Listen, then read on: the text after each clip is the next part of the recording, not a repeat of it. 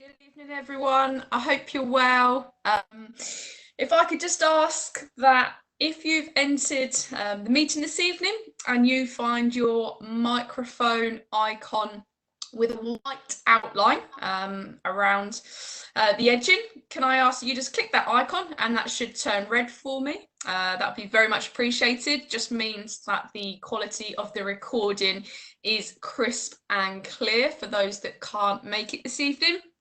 Also, if I could just ask that you do turn any webcams that you have on off for me, please. Again, it's not how we normally like to host these webinars, but we have had over 500 people registered this evening. The numbers, as you can see on the participant list, are growing.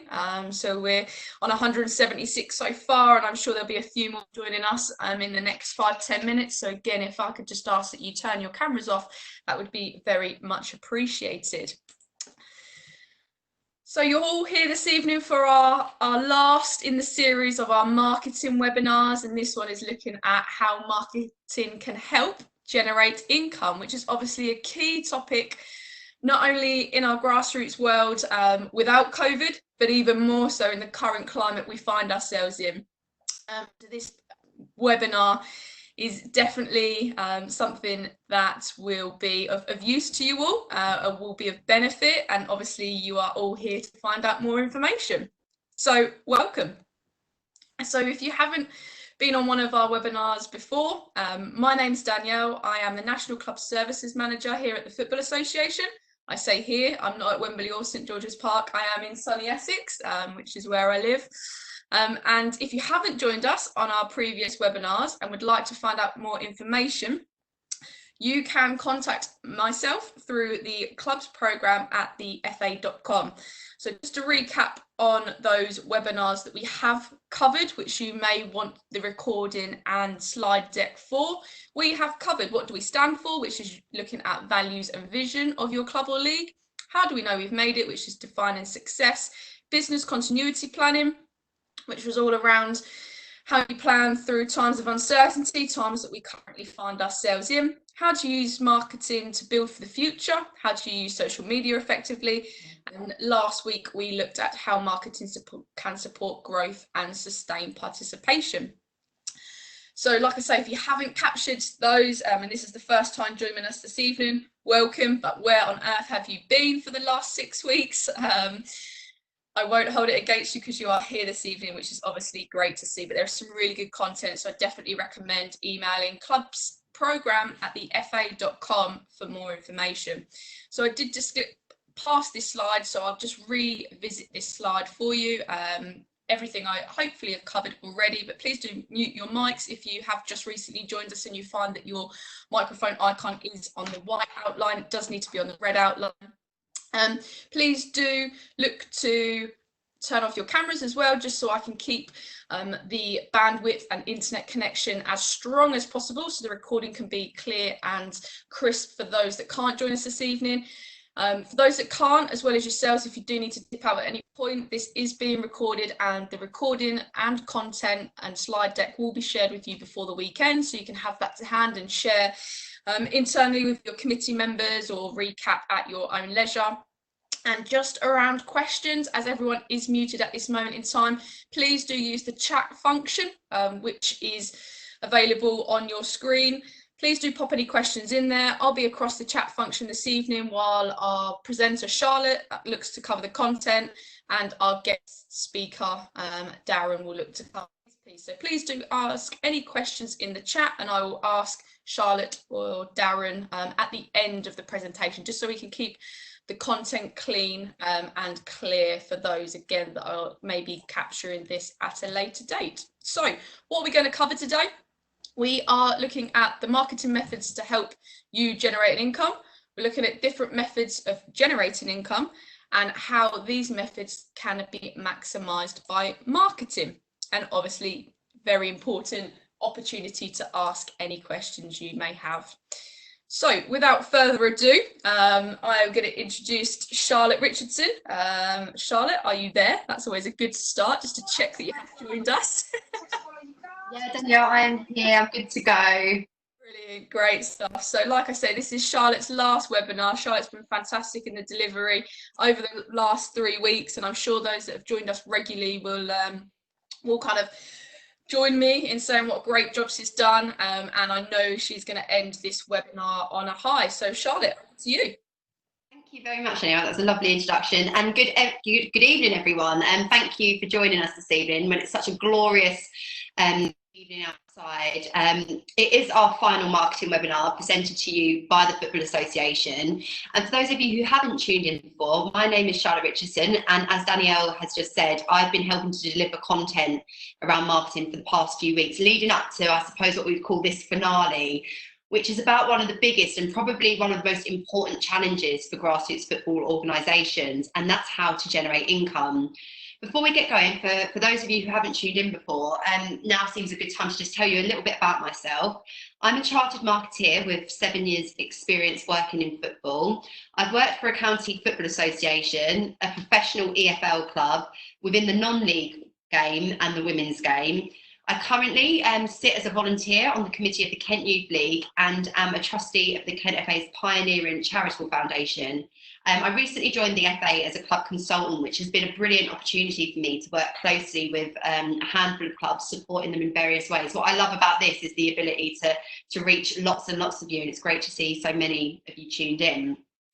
What I hope to do this evening, and hopefully have done over the past few webinars, is draw all of this experience from my career together to share some knowledge, highlight best practice, and provide you with some examples to help inspire you for the future, whether you signed up on behalf of a team, a club, a league, or some other form of organisation.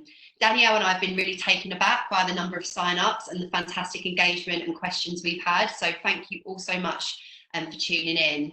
And at this point, I think it's important to know that something I've acknowledged each week is that with the great number of sign-ups that these marketing webinars have generated, it does mean we have a diverse range of volunteers and organisations tuned in. So throughout the slides, I will do my best to impart knowledge that can be applicable to as many of you as possible. The theory behind the ideas and the tools to generate income apply no matter where you're from in the football pyramid or your size or your structure. Now, not every example will feel suitable, but perhaps they can be tweaked and tailored to be advantageous for you. Certainly, I hope the webinar as a whole will provide you with a means to map out some plans and gain some clarity around the strategic value marketing can bring when looking to generate income. And there's a reason we placed this topic of income generation last in our series, as over the past few weeks, we've comprehensively investigated and examined the benefits of marketing, the different marketing tools at our disposal, and how the application of marketing can help our organisations grow and sustain themselves. I strongly believe this information provides some sturdy foundations for clubs, leagues of any description to build for the future. And if you were unable to catch any of them, as Danielle says, do get in touch, as you may find them useful and reinforcing of this evening's content.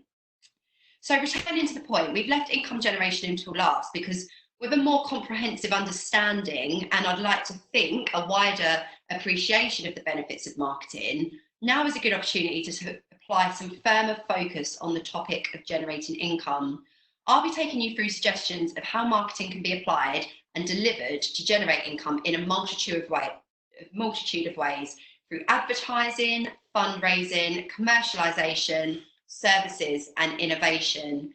And with every webinar we've done, alongside the talk will be some action with examples and experience, and included in this is a section provided by a guest from our football community. And this week I'm really pleased to be joined by Darren Perrin from Melscombe Town Football Club.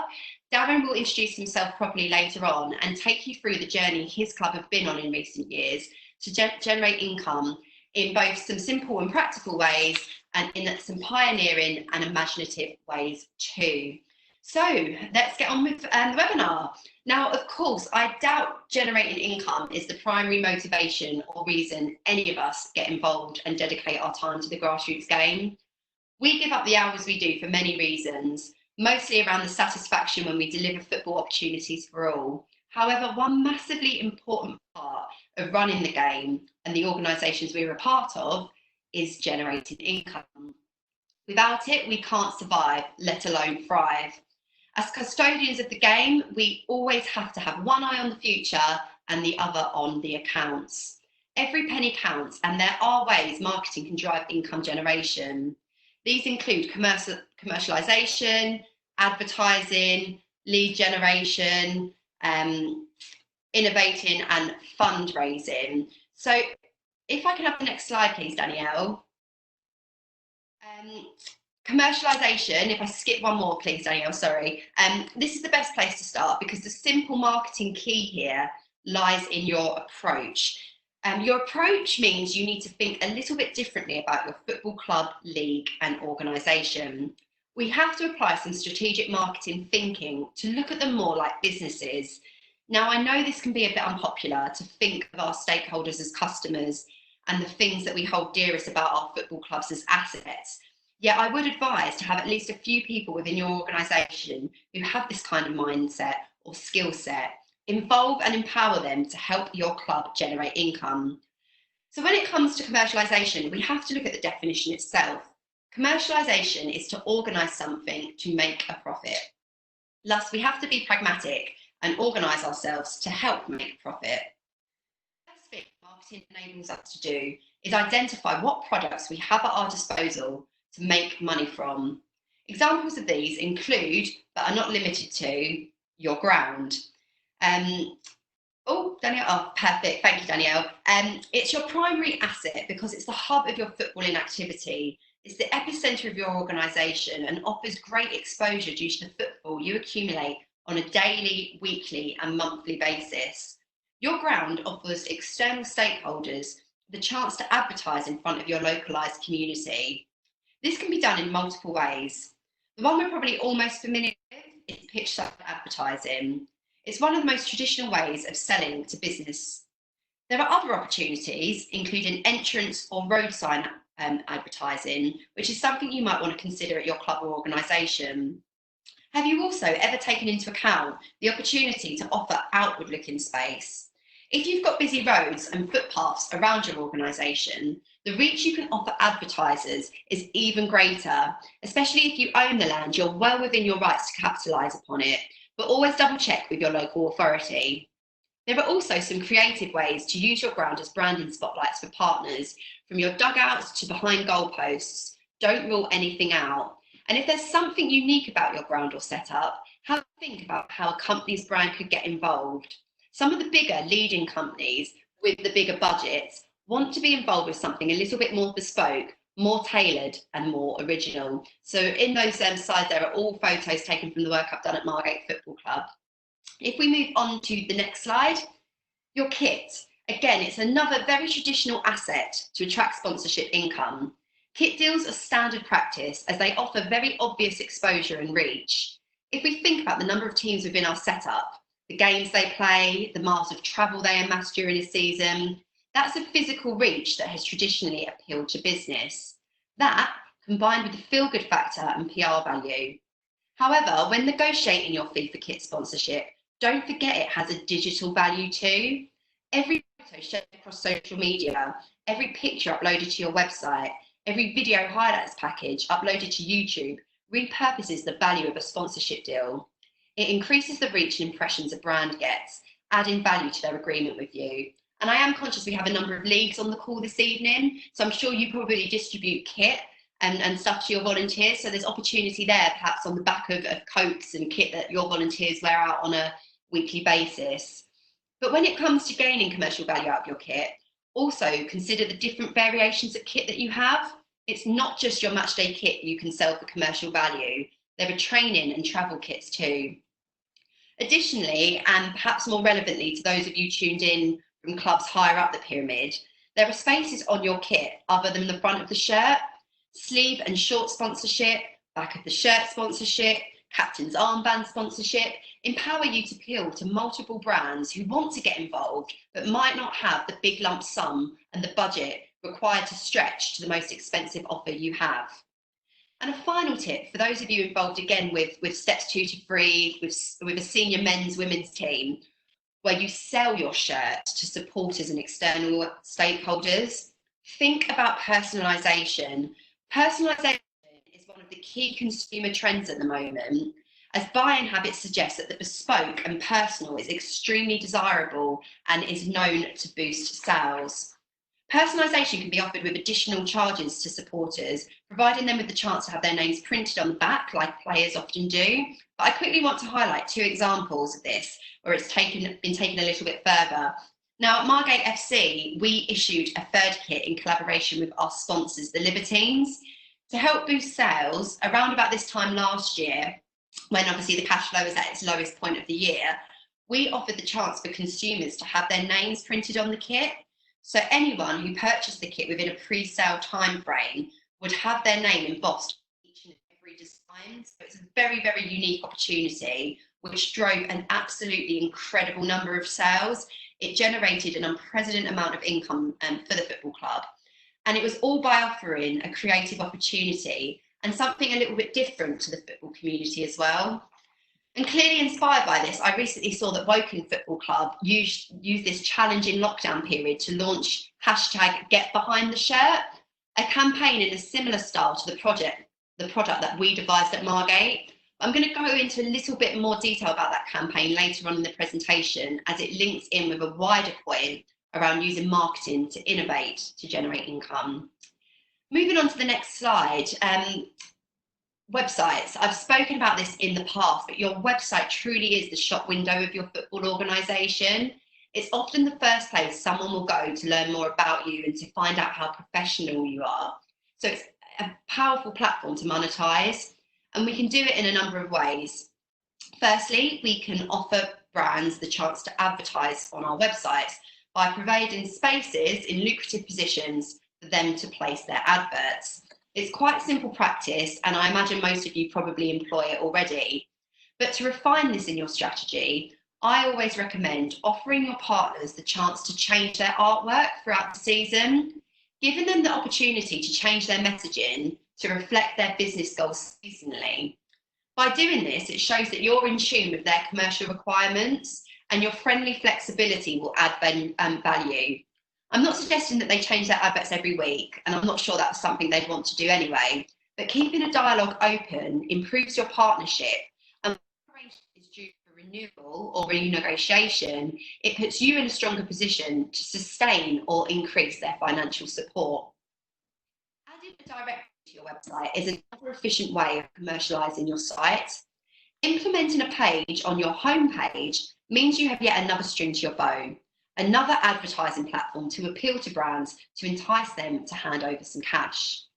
Directories are good for 2 main reasons. Number 1, they give you the chance to administer something relatively quick and easily whilst generating income. It doesn't require tons of work or labour. You simply ask for the copy from your partner, their logo, and the link they want to promote.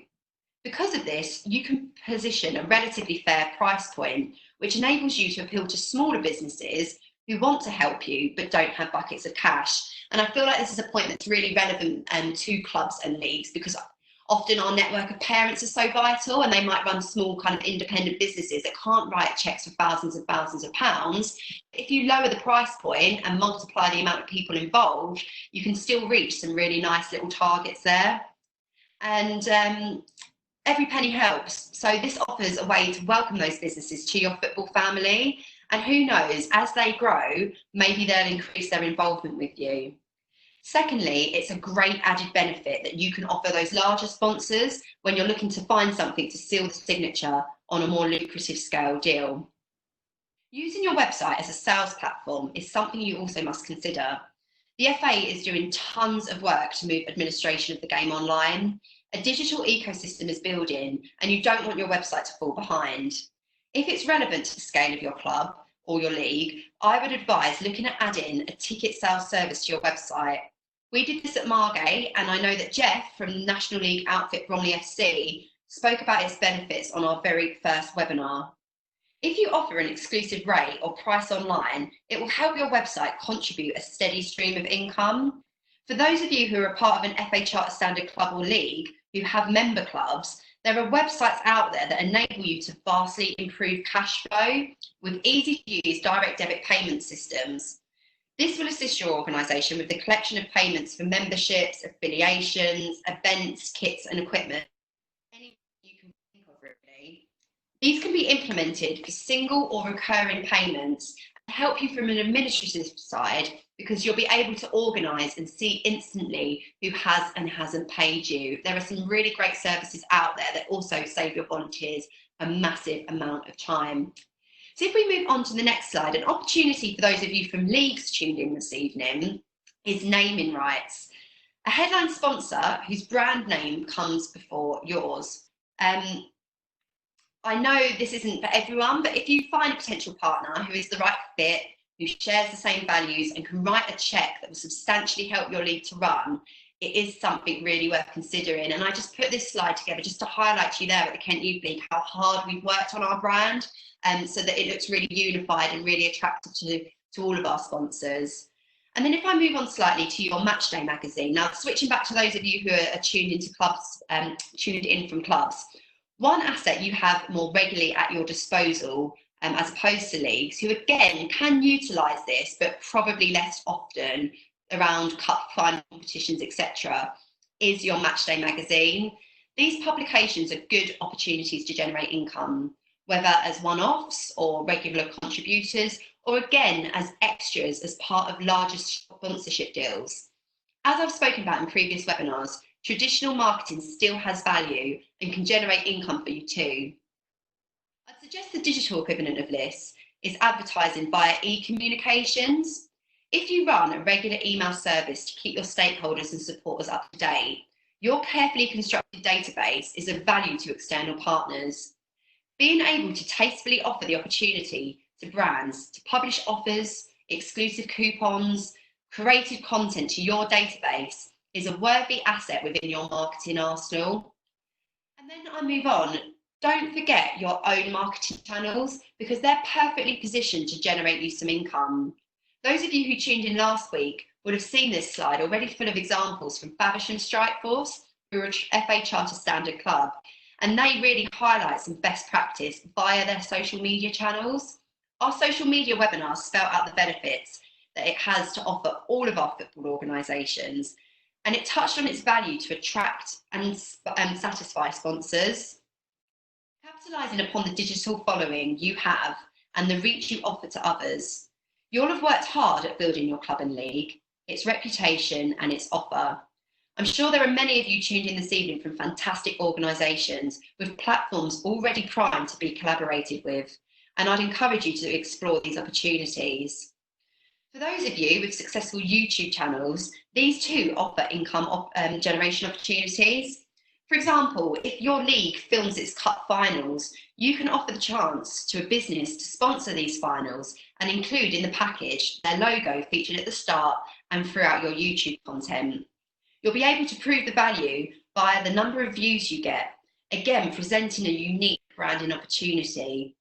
And if your YouTube channel has over 1,000 subscribers or more and 4,000 views in the past 12 months, you can join the YouTube Partner Programme.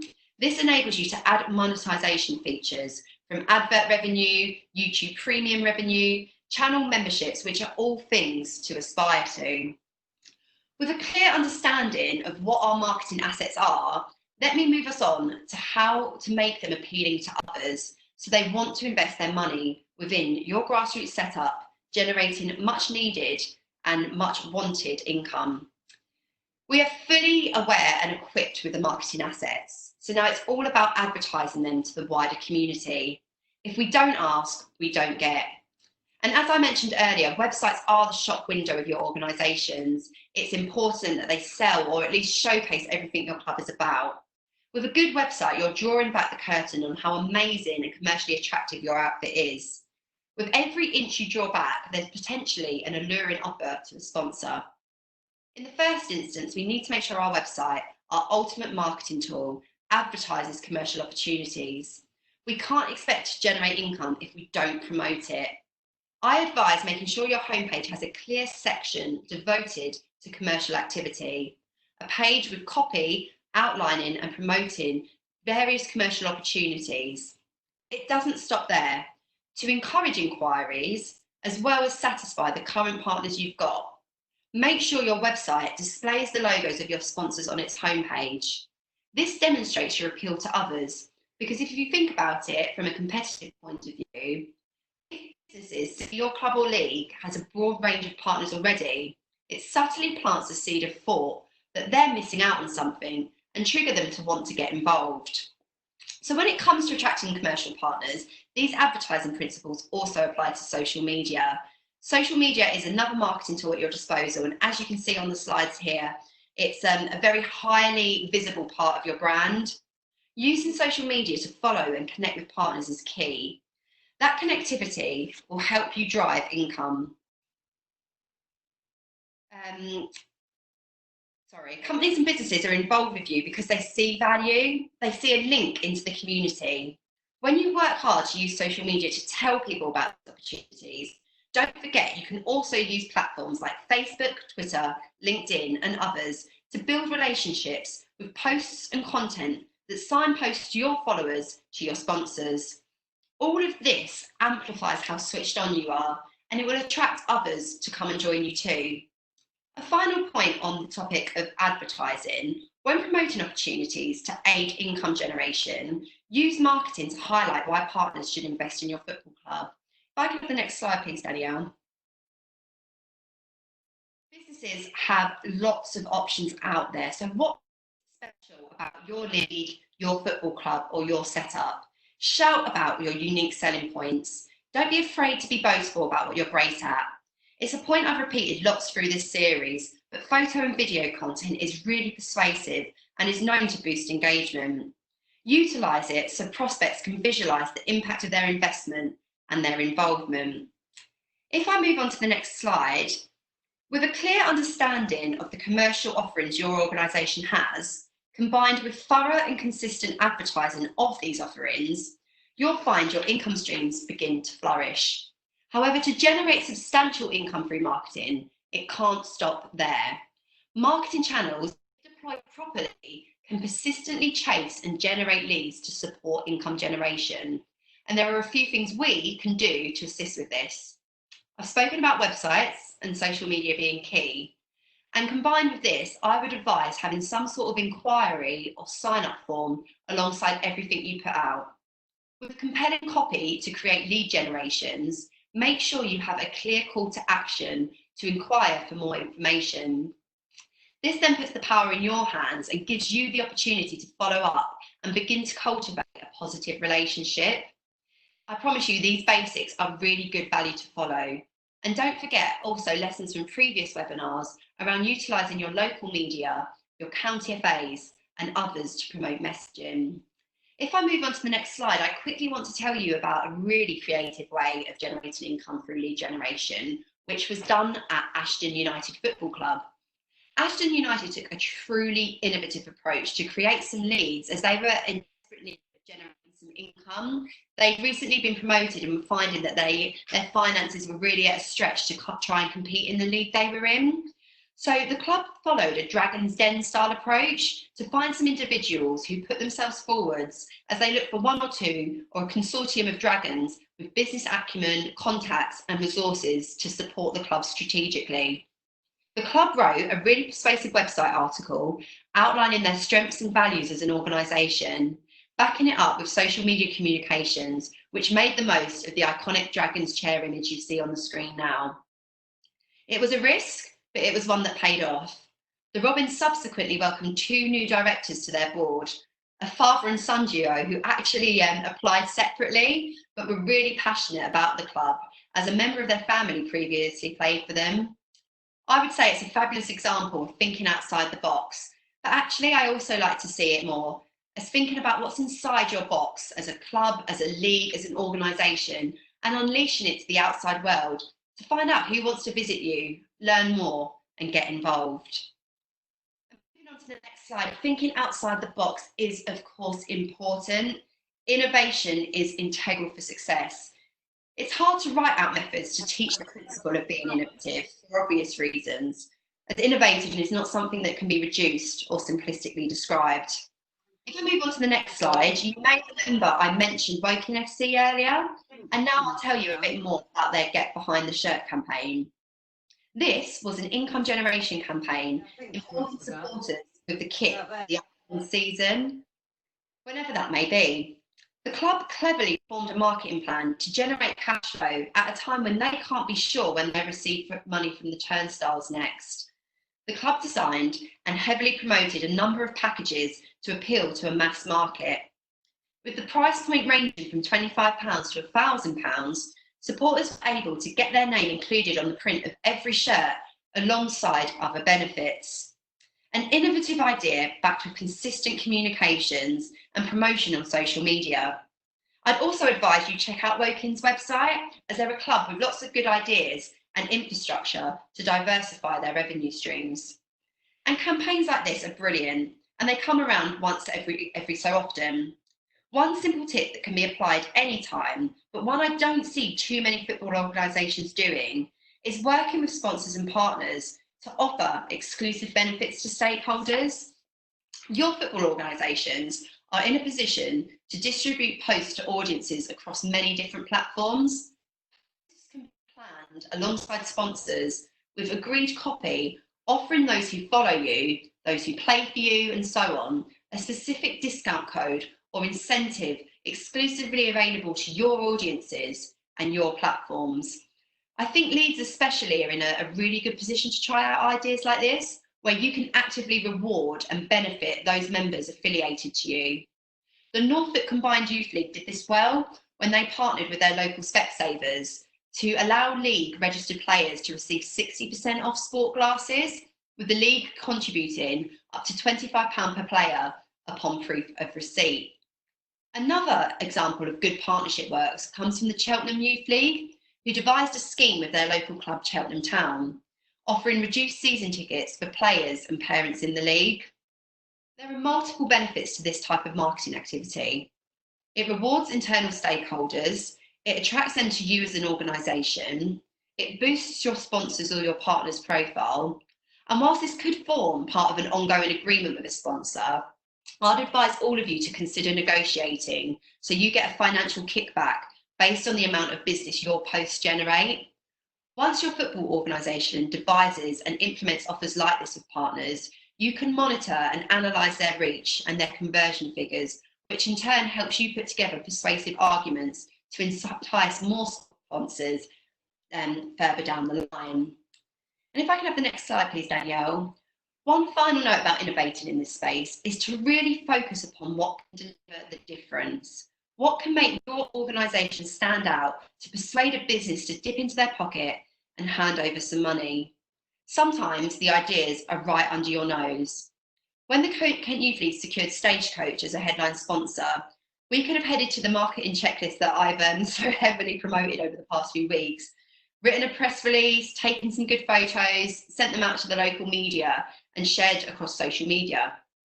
And whilst we did all of those things, importantly, on top of this, we innovated and put together a launch event utilising the most unique part of the partnership, our sponsor's business of driving double-decker buses.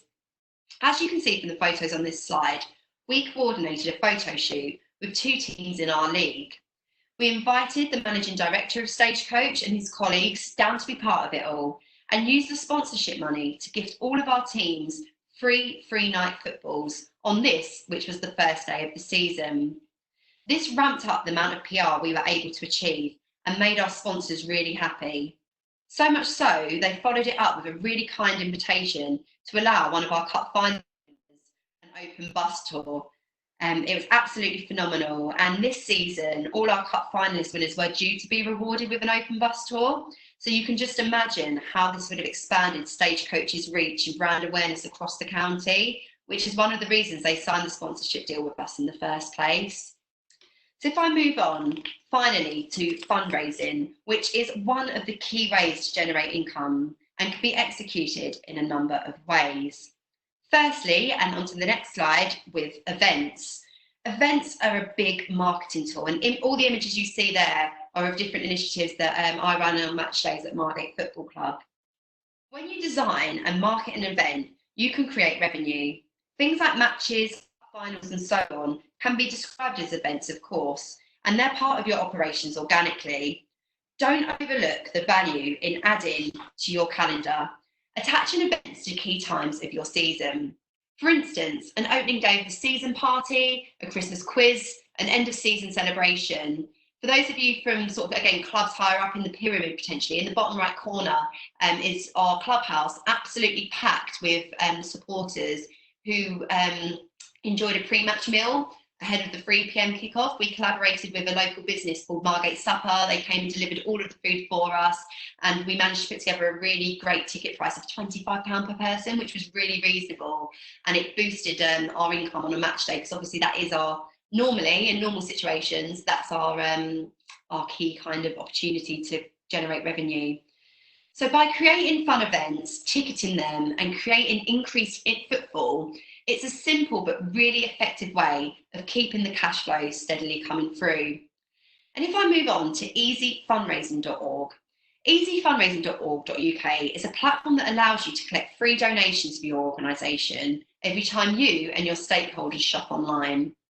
Easy Fundraising has around 3,000 retailers on board, including John Lewis, M&S, Amazon, eBay and Expedia. So donations can be raised on everything from clothes to holidays, gifts to groceries. Every time a supporter of yours shops online through Easy Fundraising and spends at these retailers, they collect a free donation for the good cause of their choice. And if you're on that platform, that good cause can be yours. It's free to sign up and may be worth checking out. GoFundMe. GoFundMe is another similar fundraising platform. This one is especially effective for campaign fundraising with a specific goal or target in mind. If I could have the next slide, please, Danielle. You create the campaign, you set the fundraising goal and generate income based on your ability to tell your story alongside compelling pictures and video. The success of generating income is then dependent upon your ability to maximise the reach of your network of players, coaches, volunteers and stakeholders. By asking them to champion your cause through email, texts and social media, increases the number of donations and subsequently the income you generate. So, is everyone okay with the sound? I've just seen a few comments come through. Is it all okay, Danielle? Okay, my end, Charlotte, to be fair. Unfortunately, maybe that's for someone. Yeah, just possibly a few. I'm just coming back to those two individuals now. So, yeah. Oh, sorry, I just didn't want to think I was rabbiting away and no one could listen. No, absolutely. Good stuff. Okay, if I move on to the next slide around grant funding. So if your club needs financial support for those bigger things, such as improvements to facilities, equipment, or develop new programs for those in your local area, then grant funding may be available. There are a number of different national and local funding programs that your club may be able to access.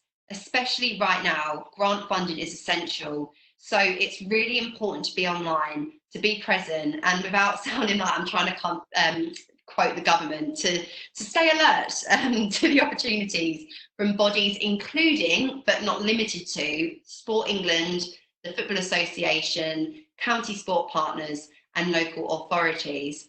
And when you apply the innovative thinking to this, it will open your eyes and ears to funding opportunities you've never even thought about before. I always say to my colleagues, as a marketeer, I consider myself to serve as the eyes and ears of the organisation.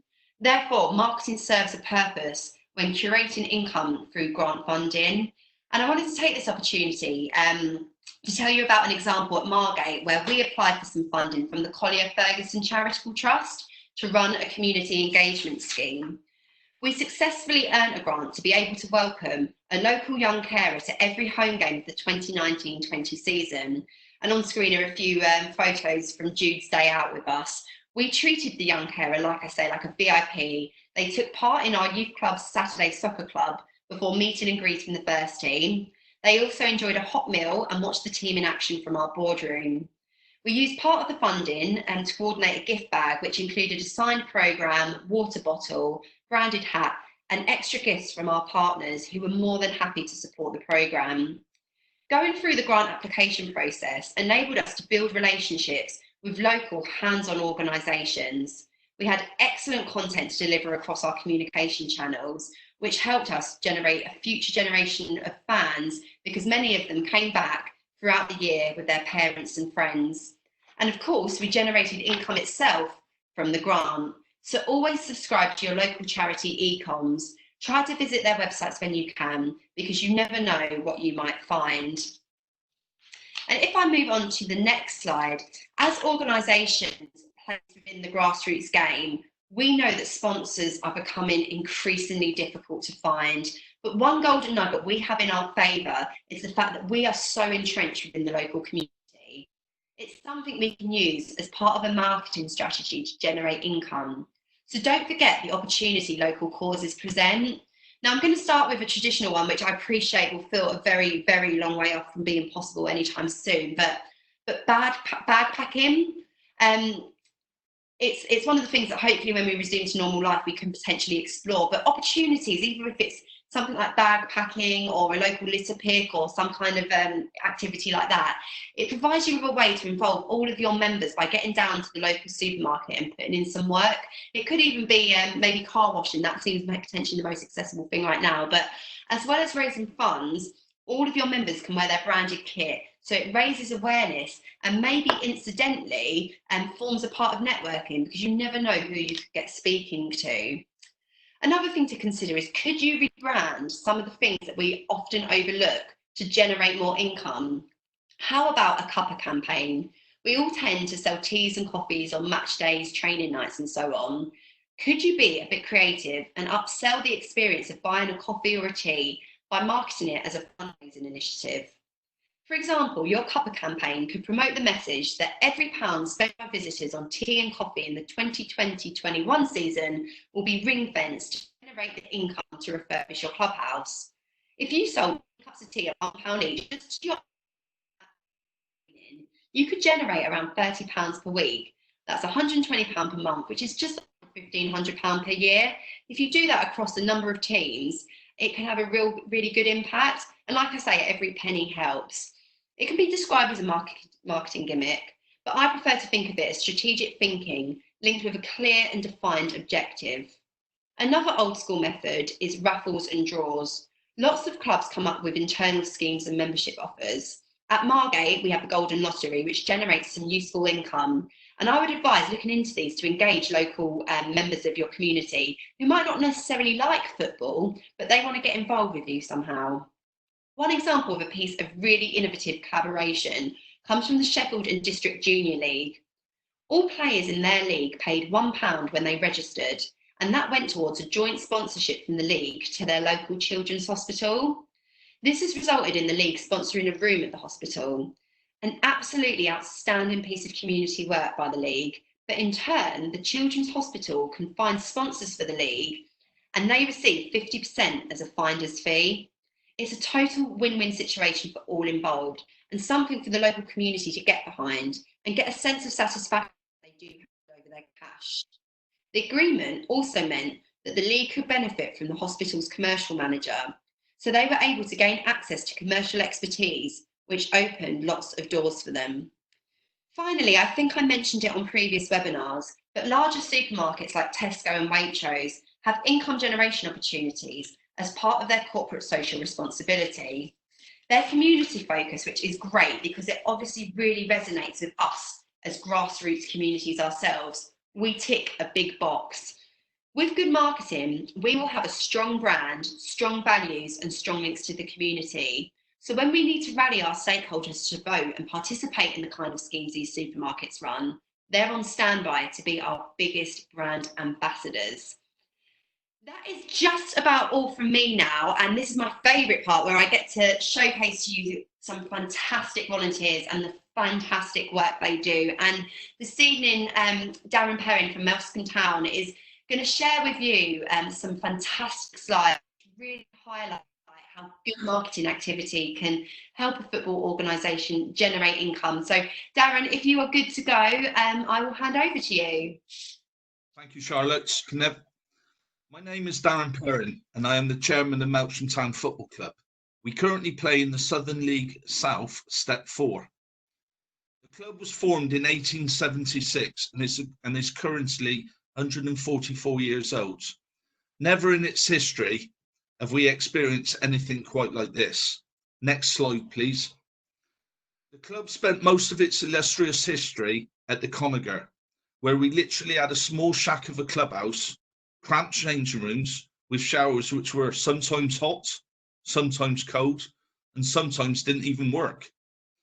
We also had a wooden stand, which obviously wouldn't be acceptable today due to health and safety issues. We were quite fortunate that we were based right in the middle of the town, so we always had great following from the town and surrounding areas. We always had a reserve side and an under-18 side, and that was it. Although in the town there were other local youth football clubs, but they were completely separate from Melksham Town. Next slide, please. I will now go on to a little bit how I became involved in the football club before I go on to what the football club presently has today. My father, Michael Perrin, he's been involved with the football club for over 56 years, ranging from a player, caretaker manager, secretary, chairman, president, and even groundsman. As you can see, I had no choice. I made my debut for Melksham when I was 18, and then went on to manage the club, where we won numerous trophies, ranging from the Western League Championship, Division 1 Championship, 2 Wilts Premier Shields, 2 Wilts Senior Cup finals, and a Les Phillips Cup, all with my hometown club. I also had spells as manager of Poulton Rovers, Frome Town, Chippenham Town, and I also had 8 great years full-time at Forest Green Rovers as a youth development officer, chief scout, and caretaker manager. Next slide, please, Danielle. I would like to now explain how we moved from our old ground, the Conager, to the fantastic new facility that we currently have at the Infiled Arena at Oakfields. During my time as manager, the previous committee, led by Dave Wiltshire, who was chairman, and very instrumental in the move along with his fellow committee members, Mark Jeffrey, Andy Butcher, Russ Illier, Karen and Ian Forrester, Mike Rudd, and Rob Bridges, all worked extremely hard in not only securing the move, but also very importantly, merging all youth football under the banner of Melksham Town Football Club. They adopted the slogan, "One Town, One Club." They were also very instrumental in making sure that little Johnny in the under-6s up to the club captain in the first team all wore the same kit. During the initial development phase, we unfortunately had some major delays due to newts, bats, etc., which culminated in us not obtaining promotion to the Southern League because our old ground at the Conager did not meet the criteria for ground grading. After many meetings, long hours, and a lot of frustration, the old committee and the Wiltshire Council finally got the facility over the line, and what a facility it is. The facility was funded literally by the Wiltshire Council and the Football Foundation, and we are extremely grateful to them and to the old committee and to all the subcontractors who made this possible. Next slide, please, Danielle. At our new facility, we have 14 pitches, where we have 1 main pitch, 1 training pitch, and 12 youth pitches, ranging from 7x7, 9x9, and 11x11. We have 6 dressing rooms. All the floor is underfloor heated. We have a very large patio on the top floor, along with our bar and president's suite and kitchen.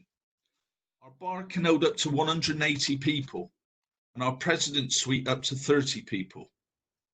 We also have 2 offices, of which one is for the administration manager, and my office is general manager stroke chairman.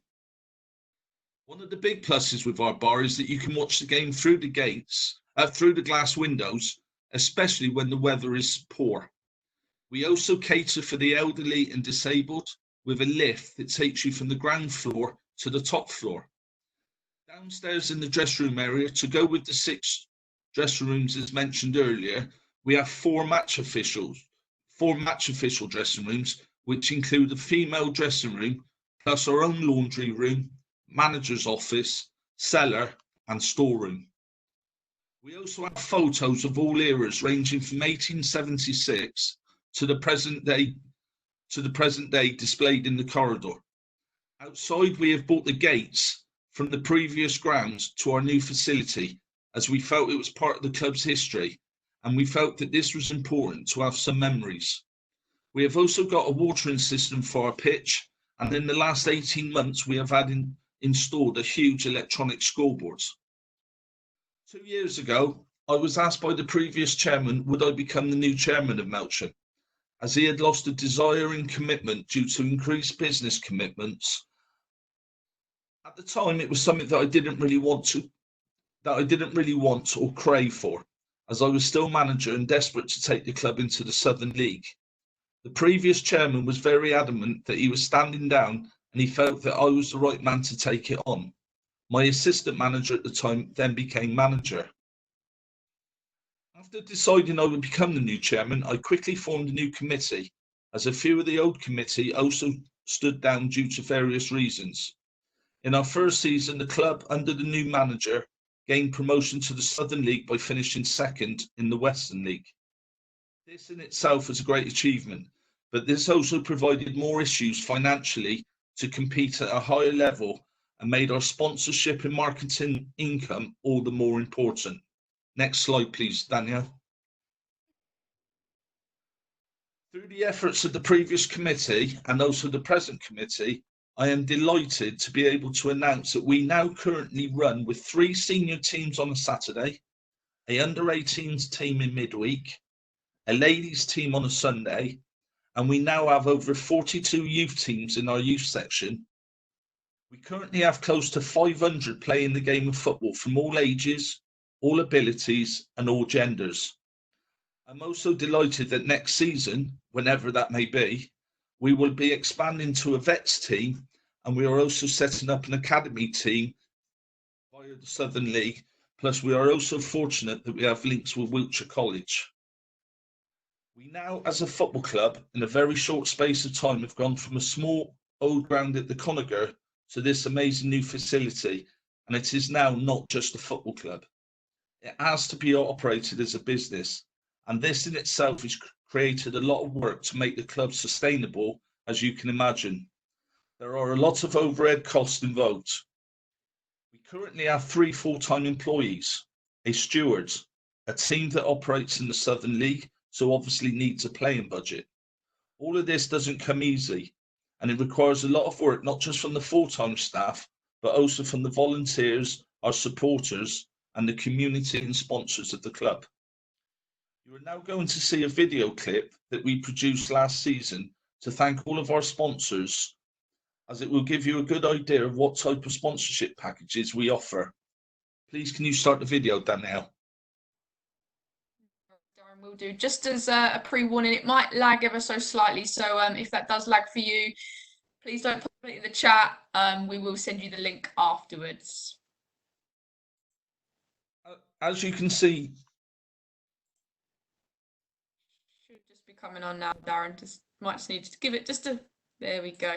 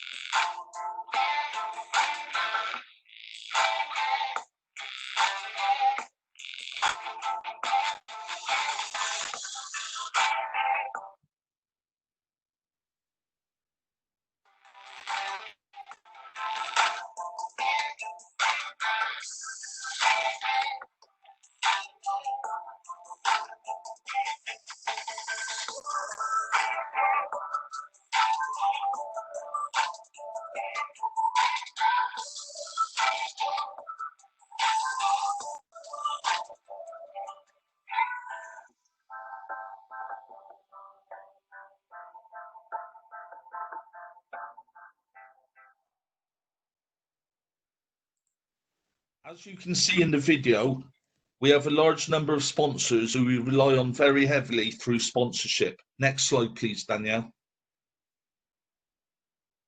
Just bear with me, Darren. I just need to make sure I don't restart this video, which is what I've just bear with me, everyone. There we go. Back there for you, Darren. Thank you. We offer 3 different sponsorship packages for advertising boards, ranging from a 6 foot by 3 foot, a 4 foot by 3 foot, and the shirt sponsorship advertising board. Included in the price, depending on the size of the board, the sponsor receives either one or two season tickets for their company, and also 10% discount off hiring the club's function rooms, and also 10% off all drinks purchased at the club. Next slide, please. We also offer sponsorship packages on our electronic scoreboard, where the logo of the company is shown continuously on a carousel throughout the game, and also before, half-time and full-time in full, which takes up the whole screen. We also do a lot of other packages, ranging from sponsoring the club shirts from the under-6s, as mentioned earlier, all the way up to the first team. The sponsor of these shirts is Wiltshire Tyres, who are Melksham-based, and they sponsored the shirt on a 2-year contract. They also offer our members discount on their services. We have names on shorts, match ball sponsors, and programme sponsors. Next slide, please. We also do a match day hospitality package, where a group of 10 people can have a 2-course meal, 3 bottles of wine on their table, 3 programmes each, and to pick the Man of the Match award at the end of the game. We also do a raffle during the game. To unite our youth section with the senior section, we have a different age group at all our first team home games, where they are mascots and walk out with their players. We provide them with food and a small gift whenever possible. We also, as an extra sponsorship package, got a company to sponsor the naming rights to the grounds. We agreed a 3-year contract, and we get payment every 3 months to help the cash flow in this 3-year period. Next slide, please. To attract the amount of sponsors that we currently have taken a massive amount of work from the previous committee, the present committee, myself, and many others in getting to where we are today. At the start of each season, normally end of May, early June, we invite all of our sponsors to a special evening where we provide a buffet and drinks as a way of saying thank you, and also outlining our visions and aims for the upcoming season. This evening gives us the opportunity of trying and securing their sponsorship at a reduced price for the forthcoming season. It also gives all of our sponsors the opportunity to do some networking with the other companies and individuals on the night. We are fortunate, as you can see in the picture, that Islington Motors supply and sponsor a club van for myself to use, and as part of their other numerous deals, they park a car up at the grounds at the majority of our own games, detailing their latest offers. We are also very fortunate that Nor Brems sponsor the dugouts as well as many other things, and we are extremely grateful to them, and indeed all of our sponsors, as without them, we certainly could not operate and sustain the level of football that we are currently playing at. Next slide, please, Danielle. I can also assure you that we live within our means, and we certainly do not have a large playing budget, especially compared to other teams either in our division or lower. We also try to generate a lot of extra income by hosting sportsmen's evenings in our main function room, where in the past we have hosted stars from Paul Merson, Lee Sharp, Matt Letizia, Ray Parler, just to name a few. We also annually host our Melksham Town Golf Day, which usually attracts anything between 22 to 30 teams. We also host a 10K run, when we normally get around 400 to 500 runners, with one of our main sponsors, DB Max. And going forward, we will be looking to organise car boot sales. Twice in the last 4 years, we have hosted the Manchester United Legends, which turned out to be a massive success, of which we also supported the Teenage Cancer Trust, Dorothy House, and Wiltshire Air Ambulance. As a chartered standard and community football club, we support these charities as much as we possibly can, and we get great satisfaction in doing so. With such a big building during the day, the club is used for business meetings, weddings, wakes, christenings, etc. We can cater for all of the above, and in the last year or so, our bookings have gone up massively, and we are starting to fulfill the club's true potential, even though there is still a lot of work to be done. We have also agreed to help the community and the elderly to short mat bowls being played in the function room, as the sporting hall in the town has been demolished. This is another example of the way the club tries to support the local community whenever possible. Next slide, please. Regarding marketing of the club, we felt that our social media and club website was not projecting enough about the resources and facilities we have to offer at our club. We therefore have launched a brand new website, and the feedback from this has been tremendous, with over 800 people on average viewing a single news article which has been posted. We wanted to develop opportunities on our website to promote the sponsors. We have a sponsors directory with all of the sponsors' details listed, and the main sponsors have prominent advertising spots on our main page. On our new website, we have an online shop where supporters can purchase merchandise ranging from a team shirt, kit bag, mug, and scarves, etc.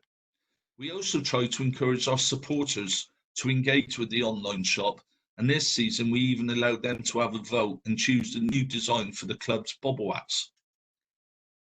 Our social media a couple of years ago was a complete shambles, and it has been improved greatly due to a lot more content, having a club photographer and also a club statistician. During the course of a season, we will do regular spotlights on social media of our sponsors to highlight their businesses and thank them for their support of the football club. I am also pleased to announce that we have just appointed a new member to the social media team who will start interviewing players, committee, sponsors, supporters, and also showing extended highlights of all of our games home and away. Again, we feel that this raises the profile of our football club. We try to use the same hashtag throughout all of our posts, which is hashtag Black and Yellow Family, as we try to promote how close and united we are as a club. Since the coronavirus has started, we as a football club have faced many problems and difficult times.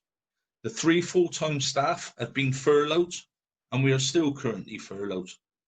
All income into the club has come to a standstill, with no sign yet of when we will be able to reopen the premises or if the football season will start on time. With the current situation, we don't know how this will impact on us with our fantastic group of sponsors. We are hopeful from the phone calls that we have received from the majority of bookings and parties that have been cancelled will still take place when we can obviously reopen. Because of the virus, we have found that it is difficult or nigh on impossible to let the football manager know 100% what his playing budget will be for this coming season. This causes a few problems in itself, as other clubs, and I don't know how they do it, are offering terms, etc. already. Next slide, please, Danielle. We have a volunteer at the football club who is a chartered accountant and who has looked after the relevant grants that we were entitled to apply for. We have received business grants from the government. We have also received the Sports England grant, and we are also waiting to find out if we have been successful with a pitch maintenance grants. These grants have been very welcoming and short term will certainly help the club. We also decided to do a Just Giving page, asking our supporters whether they could help the club in these very difficult times. I can assure you all now 100% that none of the money that the supporters have currently raised will be going towards the playing budget at the football club. We have been left flabbergasted and shell-shocked by the tremendous support that we have received from the old to the young, ex-players, current players, ex-managers, current manager, old committee, present committee, and from the community of Melksham in general. We have currently raised £10,000, which will be used wisely, and we will show the people who donated how the money has been spent. Next slide, please, Danielle. What has gone well? Well, the support that we receive at the football club has doubled and almost trebled from when we played at the Conager. By gaining promotion, we are playing at the highest standard of football in the club's history. We currently have more sponsors than we have ever had in the club's history. The rapport between sponsors, club and supporters has never ever been closer, and the club has a close-knit, united family feel. And we hope, obviously, the sponsorship continues to improve. Next slide, please, Danielle. What has not gone so well? It was certainly a shock going from the old ground to the new grounds. We moved at the wrong time. We actually moved halfway through a season, and regarding our sponsorship, we had to give companies 18-month deals instead of obviously 12-month deals. This obviously generated a cash flow problem at the time. We acted a little bit like Manchester United and not Melksham Town in purchasing stuff. Because of the new facility, we went way OTT on purchasing furniture, etc., and certainly not living within our means at the time. We didn't understand the utilities cost of the building, although I'm pleased to say now we've certainly got on top of that. A year or so ago, our manager resigned. This caused obviously a lot of upheaval at the club, and we did lose a few sponsors to leave at the time. I'd finally like to say thank you very much for listening, and I hope this presentation has given you a few ideas and opportunities that could help help your football club going forward succeed. And I hope you all stay safe and well in these difficult times. Thank you. Oh, Darren, thank you so much for that. That was absolutely outstanding. And especially given all the content that's been put together over the past 4 weeks, I feel like your slides have really kind of highlighted everything that's good about marketing. And you were recommended to me by one of the FA Cup consultants, Simon Wood, and he spoke so highly of you and the club and the work you're doing. And it was very inspiring for me to listen to that. And I'm sure everyone tuned in as well. So there you have it. Our final marketing webinar is practically done and dusted. On screen now are some practical tips for how to use marketing to generate income. I hope these tips, combined with the content of the past 90 minutes, give you some ideas and some inspiration to take forward. One thing I've stressed each week is that there are going to be some really challenging times for our games. There are going to be some hurdles and in certain respects more difficulties when trying to generate income. However, there is bountiful opportunity too. And this time, until we're back into a more normal routine of things, will hopefully prove useful in putting some ideas together, creating a plan and moving forward with your stakeholders as a team, exactly in the way that Darren described as well. That sense of teamwork is ingrained in the football family, and it's a trait I think will prove our greatest and most valuable asset moving forwards. I want to thank Darren again for so passionately and honestly outlining some of the best practices for us to all take away. Darren has identified and reiterated how marketing benefits grassroots organisations to generate income. It's still one of our hardest tasks, but it's one of the most rewarding too.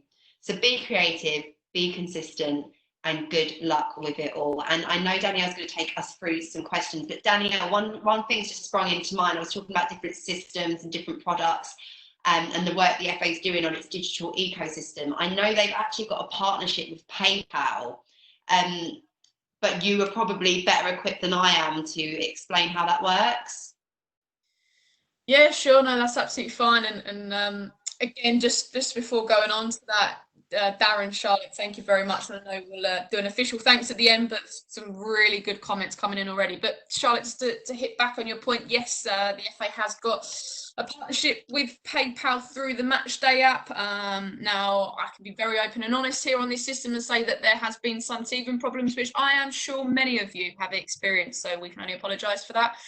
But there is a system in place that will look at some of the financial software kind of elements that other software packages do offer, but it is out there as a free service through the use of the Matchday app. So if you haven't heard of it or would like to find out more information, please visit thefa.com/matchday and you'll be able to find all the information on there. Your county FAs will also be able to just share that knowledge with you on the platform and the app if you haven't heard of it already, which, like I say, I'm sure you have, but it is just another one out there, which is obviously our own, which obviously we'd love you all to be a part of, and it's out there to explore most definitely. So thank you for that, Charlotte. I think really good opportunity now to just answer a few questions. So the chat's been really live this evening, so again, thank you very much for everyone on the call that has been interacting through the chat. It's really good to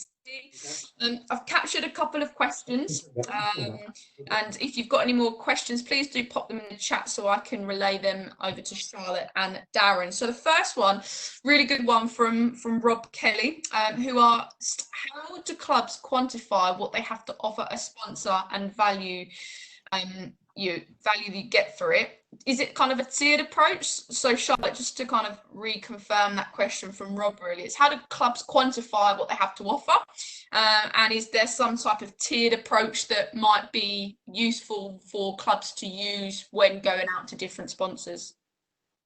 Yeah, that's an absolutely fantastic question, and I think from my own experience, a tiered approach is a really successful one, no matter kind of what sort of football organisation you are, because the point I was trying to get across in the webinar is that you will have organisations of different sizes. Some of them will be able to write you cheques of thousands of pounds, some of them will be able to write you cheques of £100, but you know, every single penny helps. And actually some of the smaller scale sponsorship things that I've put together in the past have been the most successful. So at Margate, we put a sponsor package together at a sort of much more digestible price point.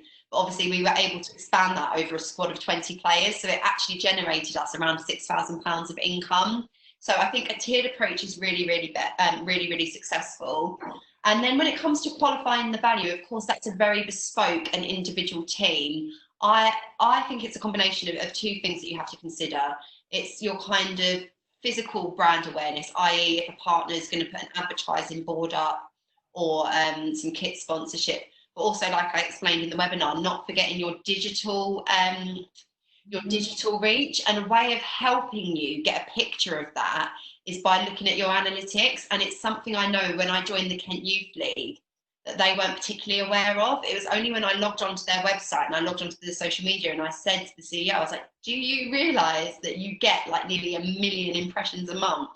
Did you realise your website gets around 6,000 individuals per month? So when we had that information at our disposal, we were then able to appeal to sort of the bigger sponsors and attract them.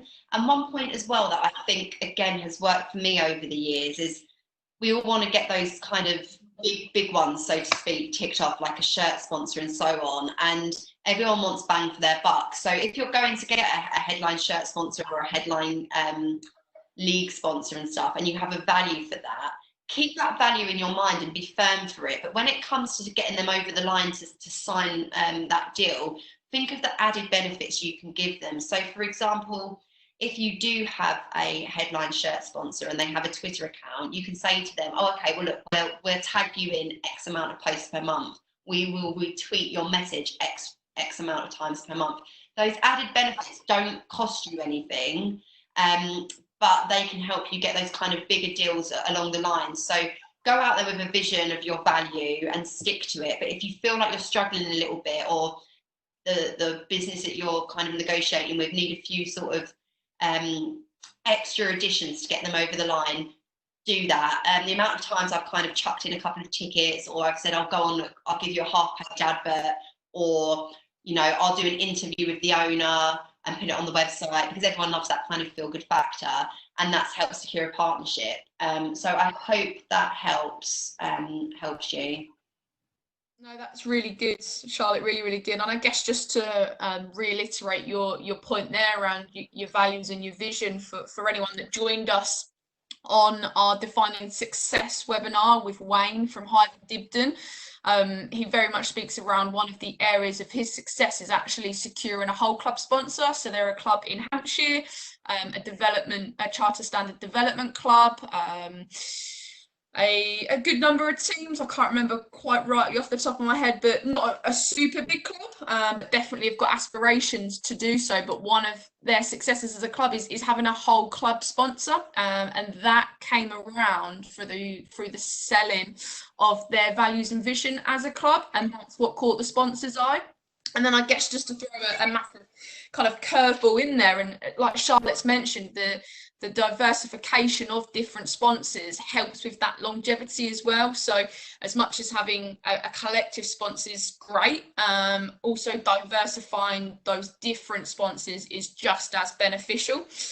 So obviously bring in lots of different avenues and hopefully extend your reach to a much wider audience. So really good response, Charlotte. We've got another one from Matt from Torquay United Women, who's asked, what's the best way to contact a commercial partner? Is it email? Is it the traditional pick up the phone? Is it even more traditional, drop in a letter? What do you think the best way to contact a potential partner is, Charlotte? Yeah, again, that's a really good question. And I'm not sure that there's a best way, but there are certainly multiple ways. Firstly, if you're looking at it from the point of view of you want to reach people, you want to kind of cast that invitation to get involved to the football club far and wide, then social media is your best bet. We all saw the fantastic video that Darren had put together. I mean, that's the whole point around video and imagery content. It can be so effective and persuasive. So using social media, some really engaging copy, come and get involved, support your local clubs, you know, an exciting sell with a link to your website where someone can download a commercial brochure or find out some more information is really, really good. You can encourage your players, you can encourage your coaches, your committee to retweet. So again, you're building that reach, and you never know who could get in contact. Personalisation is really, really key. So if you're going to go down the sort of personal route, I think letters are really, really nice. Do your research, do your homework, find out who the owner is. Make sure that like I say, you've done your homework, and you feel like that brand or that company is going to be a fantastic match. When it comes to mass marketing, again, you've got the digital version via social media, but flyers and brochures, yes, there can be an upfront cost, but they can also be offering a really good return of investment. You can do flyer drops, you can upload your brochure to your website, but not only that, you can leave them around the clubhouse. So for those of you like Darren, who has a clubhouse offers revenue, you're sometimes not always going to have a football audience. You might actually do business networking events. You might host weddings and receptions and different events like that. So people can go away and take something and have a read. Again, you never know whose hands they will fall into.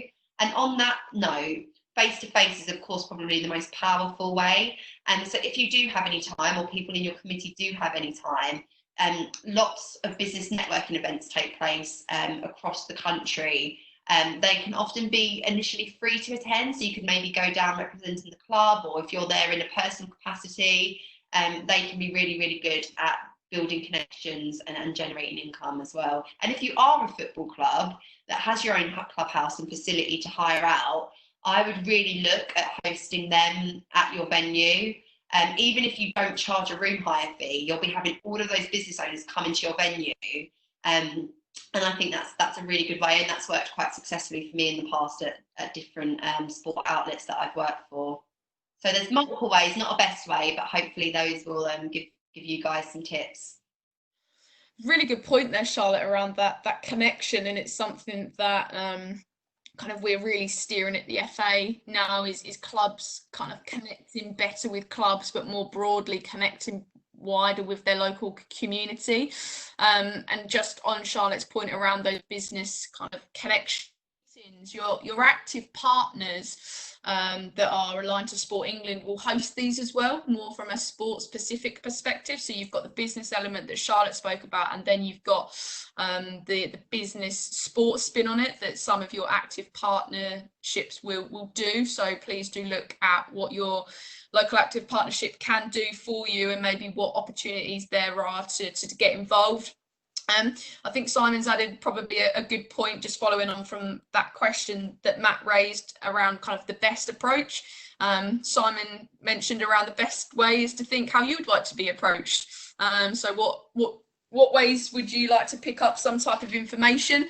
And that might be the start of your journey, Matt, in terms of contacting different commercial partners.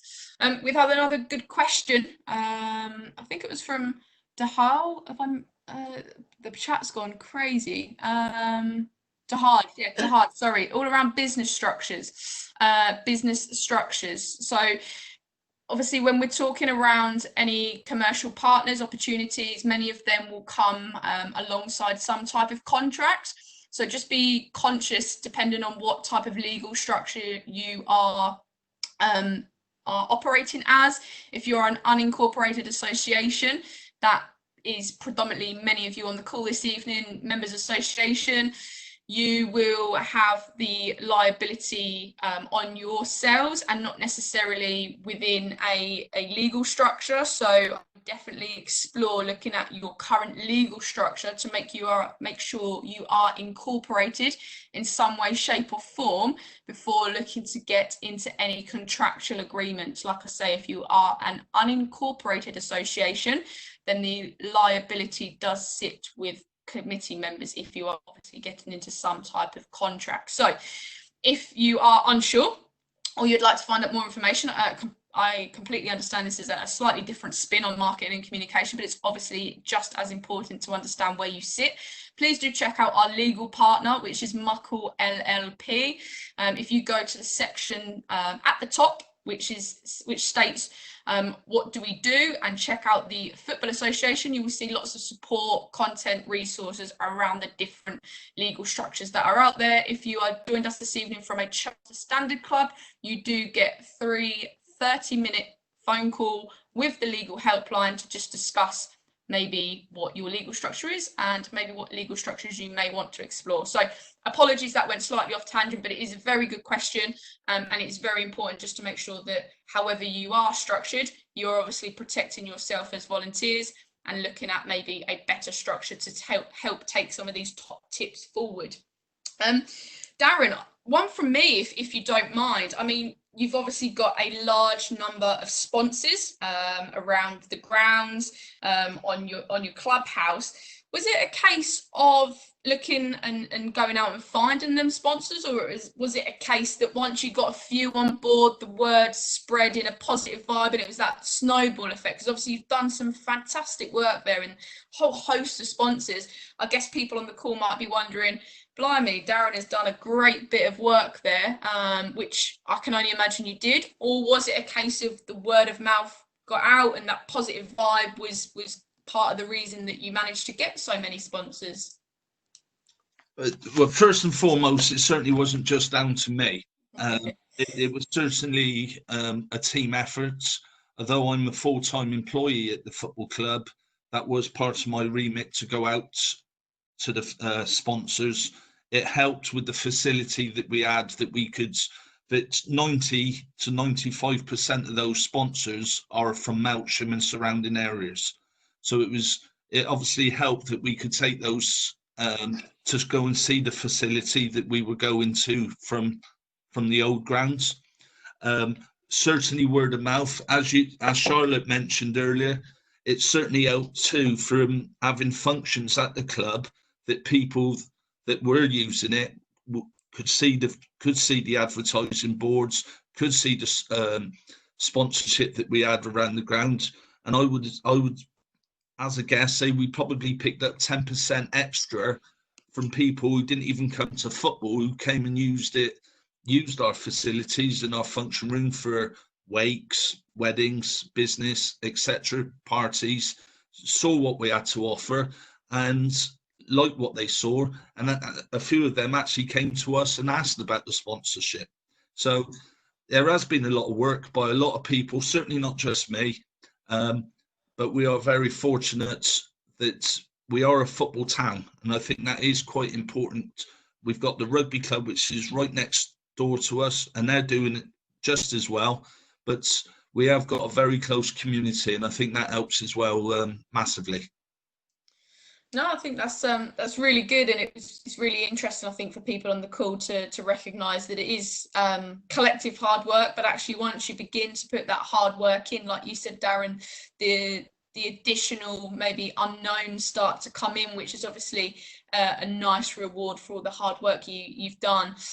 Matt's got a question for you, Darren, if you don't mind. Has there been any kind of issues associated with the sponsors? Is potentially thinking around the loss in club autonomy as a result of sponsors thinking they've got power over the club as they are investing in them? Because obviously you've got quite a few sponsors. Have you kind of experienced any issues, or have you managed to kind of keep everyone happy and make sure that you, as your club and your committee, are still driving the club in the direction that you want to go in? No, the majority we've kept happy, and the majority of the sponsors are supporters of the football club as well, which helps. But we have had one or two issues. They feel that being a sponsor of the club, it gives them to use the pitch, for example, or can they have extra season tickets because they want to bring family and friends, etc., to the game? And so we have experienced one or two difficulties. But again, I feel it's very much important how you manage it. And as a committee, we've got all different types of characters within the committee, and we tend to try to manage the situation the best we can. But having so many sponsors, as Matt said, does cause one or two problems along the way, especially if they want it in certain places, their boards in certain positions, because obviously the more the people that pay, they tend to get obviously the first usage of it. Danielle, just to build on that slightly, I think Darren's responded really, really well. One tip I would give, particularly with the largest, well, with all of the sponsorship deals and all of the partnership deals, clarity around exactly what you're getting and exactly what you're providing is really important. But certainly for those kind of bigger sponsorship deals, what I've found really, really helpful is to have like service level agreements in place where you literally bullet point what you're going to deliver for that money and what in turn you need from the company, because it gives you a sort of map and an idea then, and you can refer back to it. And like Darren was kind of alluding to there, that man-to-man, that kind of thing is what we call account management, and that is really important. So I would definitely advise, especially when it's large sums of money, service level agreements written on a bit of paper. They don't have to be super, super heavy and dense, but just with simple bullet points outlining what both parties are going to give and what they're going to get. Really helped me in the past, particularly again when we're in the full swing of a season and it can be quite easy to be bogged down with other things. They prove really, really helpful, and once you've done one, they're pretty good to copy and paste and amend and tailor as well. No, brilliant, great follow-up, Charlotte. Matt, hopefully that answers your question. Really open and honest answer from Darren there, and I think a great solution from Charlotte, which is fantastic. And we've got another question in, Charlotte. I think it's possibly just a small recap from last week's session. It's from Hannah, around looking to advertise, the top tips for advertising, kind of those from a minority background or minority sport, so potentially women's football, maybe those players with a disability or those in a minority group. What's kind of some of the best ways to advertise and attract sponsors to the different audiences that a club might be supporting? Yeah, another really good question, and something I'm very passionate about. I've worked for women in sport for a number of years, so know particularly of the challenges around commercial income for women's sport, but not obviously only women, as you explained there, minority sports. I think it's, again, taking you back to that unique selling point. It is something that's slightly unique. It is something that's slightly different. And I would just hone in on that and make that a really core part of your marketing strategy. Identifying what it is that works really, really well for your outlet, whether it is the fact that you provide football for those with a disability, whether it's the fact that you run a team for veterans women's players. I think really understanding your unique selling point, and a point we made in last week's webinar is about communicating values and knowing, as someone that's looking to advertise and recruit sponsors, what are your 3 values that you want to stand up for as a football organisation.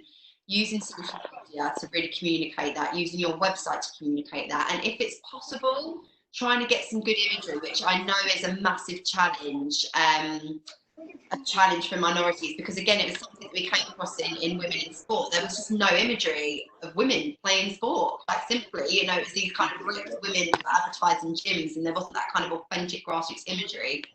So if you're able to get a volunteer to get some photos of your club, they're having fun, enjoying themselves, that will give you some great marketing collateral there. And as soon as you find that out, then I think you begin to nurture and build a bit of a community online. And then when you make those calls of action, when you try and put those messages out to generate interest, it's then you get that kind of face-to-face time or that phone call conversation to get them involved more personally. And I do know from firsthand, because one of my my first volunteering role within football was at Gillingham Ladies Football Club, and that was one of my first tasks, is how are we going to get money into this team so that we can operate from week to week. And I started with the basics, what makes us special, and it was the fact it was a women's team. So we really played that, and we involved the grassroots, and it all went on from there. Danielle, do you have the slide with my email address on it at all? Can I be honest? No, is it not there? All right, I'll put it on the group. In case, because I've been getting quite a lot of messages, and I'm not sure I'm going to be able to answer them all. So if anyone wants to follow up, I'm going to put that and my LinkedIn and stuff like that on the chat. Absolute start. I will add it to the PowerPoint presentation. No worries. I always come in. I was like, oh no, what Wally, I've forgotten it. But if you're happy to do so, I'll also include an email body that these guys will receive before the weekend as well, just so we cover it that end. If you're happy with that. Yeah, that's absolutely fine with me. I'm just conscious that I've had a few people private message, and I'm not sure if I'm going to get through them all.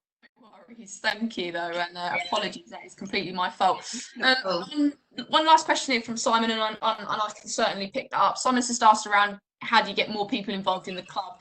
So I mean, that's a huge topic that I'm sure all 200 and something people on the call this evening probably want to know that kind of golden answer to. And we're certainly looking at webinars that are going to look at volunteering. I think a few top tips to take away is we had Faversham's Strike Force on the call last week. Now, Lee has done a great piece around the way in which he attracts volunteers. He pulled up 3 slides, so I definitely recommend that if you weren't on the call last week, I can send you over the link with the details on that Lee explained, which is all about just that excitable advertisement. So he uses really cool images that actually sell kind of happiness and enjoyment. Looks at different areas, so if they're looking for referees, they'll talk about the skill sets they gain and what hours they may be being asked to support with the club. So that's kind of a live example from Faversham's Strike Force that we had last week. There is a section on the Club Matters website, so if you haven't heard of it, it's a platform through Sport England called Club Matters, and they've got a section all on there around volunteers. Like I said, volunteers is definitely a subject that we are going to address in future webinars. Just going back to the Club Matters resources, they've got ways in which that you can understand who you've currently got at your club, ways of capturing different individual skill sets, i.e. through parents. So have you got a parent that's an account manager? Have you got a parent that is maybe a handyman or a handy woman that you might be able to just have that in the back of your mind if you need a few kind of repairs done at the club or the ground or whatever it may be. So there are definitely ways in which things can be done immediately before the webinar that we produce comes into play. And there's obviously lots of hot topics around at the moment around volunteering, especially where we've seen a massive increase in the current climate. So it's how do we transfer some of those that have expressed an interest in volunteering into the sports sector, into our grassroots clubs and leagues. So I know Sport England are certainly covering those areas, but for a definite immediate thing, Simon, check out last week's webinar. I see you've asked me to share. Please do drop clubs program at thefa.com and email, and then I can pick that up from there. Please do check out Club Matters resource as well, all around club people and club volunteering. I think that's it in terms of questions. Charlotte, Darren, thank you ever so much. Thank you for sharing your contact details as well. It's both very kind of you. Charlotte, it's been an absolute pleasure having you on the call for the last 4 weeks. I know we've had some regular attendees, and I'm sure they'll all join me in thanking you for your dedication over the last 4 weeks, the spot on information that you've delivered, the time that you've given pre and post webinar to support these. They are 100% going to be available now for the foreseeable future. So from me and behalf of everyone at the Grassroots Clubs and Leagues Network, thank you very much for your insight. It's been absolutely fantastic. Well, no, thank you for the opportunity, and thank you to everyone that's tuned in. It's been so rewarding and gratifying to see messages and to see how people have taken it and implemented it, and to Darren and all the others that have joined us along the way. It's been really, really good. So thank you. Thank you very much for giving me the opportunity to speak to everybody. I've thoroughly enjoyed it. Thank you. Great stuff. Thanks, Darren. And again, my thanks to you for joining us and supporting us. So I've already had a question around next week's webinar. We've obviously got some regular attendees, which is absolutely fantastic to see. So the whole month of June, we are looking at community engagement. Now, I know there are many of you through your club and league networks that have been doing truly outstanding work in the community in current times. We really want to highlight that, but also highlight the importance of how, just because there is a pandemic currently at this moment in time, how that shouldn't discourage you or kind of stop you communicating and connecting with your community post-COVID, because it's going to be some very strange times ahead. So to be able to work together locally, collectively, is going to be so powerful. So we're going to be joined by one of our other consultants, Russ Smith, who has a specialism in this area, and Ross is going to take us through another 4 weeks of community engagement, looking at all different elements. So the information will be shared in due course. It just leaves me to say a huge thank you again for joining us over the last 4 weeks. If it's your first time this evening, thank you very much for joining us. All the details from this evening and future webinars will be shared in due course. Thank you very much and enjoy the rest of your evening.